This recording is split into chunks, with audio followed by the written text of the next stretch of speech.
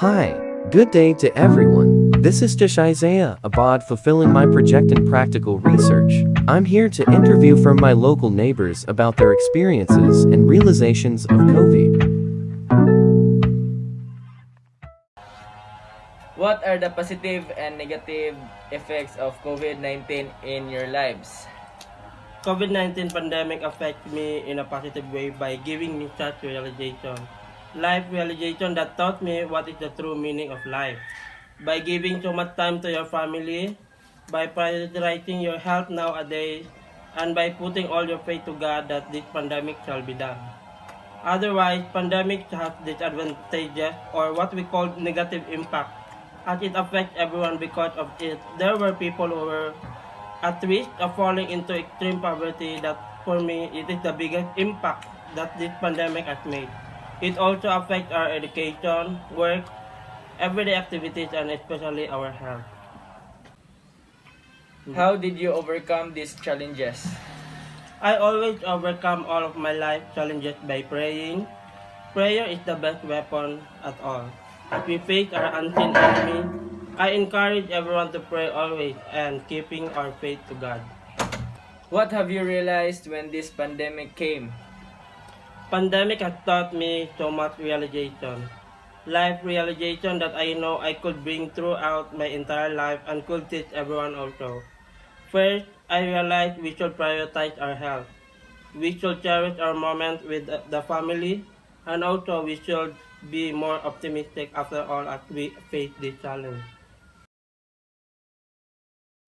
What are the positive and negative effects of COVID-19 in your lives? From what I have experienced with the pandemic due to COVID-19, the positive side would be is that I have to stay at home for my classes and when I have vacant classes I would go biking and do other productive activities. The negative side for me about COVID-19 is that firstly there are a lot of safety measures and health standards to be taken care of to protect ourselves from COVID-19. Secondly, the jobs that my parents have been put to hold of operation, they work on tourists but was put on hold due to COVID-19 and the salary that they have are lower than they have normal pay. How did you overcome these challenges? I learned how to overcome this pandemic by adapting, applying, and following the minimum health standards and by this crisis with an open mind without being hard-headed and follow the community health guidelines. I learned to cope with this pandemic to find more productive activities to keep my health healthy during this pandemic. What have you realized when this pandemic came? I realized that this pandemic is not a joke because a lot of people are dying and we should take this seriously and follow the minimum health standard because it is there to keep us safe and to always remember to wear a mask to keep ourselves safe and others as well. What are the positive and negative effects of COVID-19 in your lives? Based on my personal observation, one of the positive effects brought by the pandemic is that the people were taught to have discipline in following the protocols, and the negative effect is that people lost their jobs and businesses. How did you overcome these challenges? I distracted myself by learning how to play the guitar and by drawing. What have you realized when this pandemic came?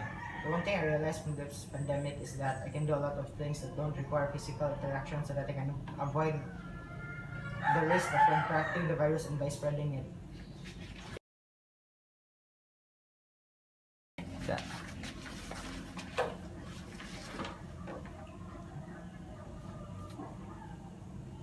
Yeah? What are the positive and negative effects of COVID-19 in your lives? Sa akong experience, ang positive na epekto sa COVID kay labi na karong pandemic ay sa una before nag-COVID, daghan na mo tao mo tapok-tapok, traffic, grabe lang mo. negative effect ay positive effect ana kay gamay na to nagitapok tungod sa COVID kay mahadlok matakdan so social distancing na sila. How did you overcome these challenges?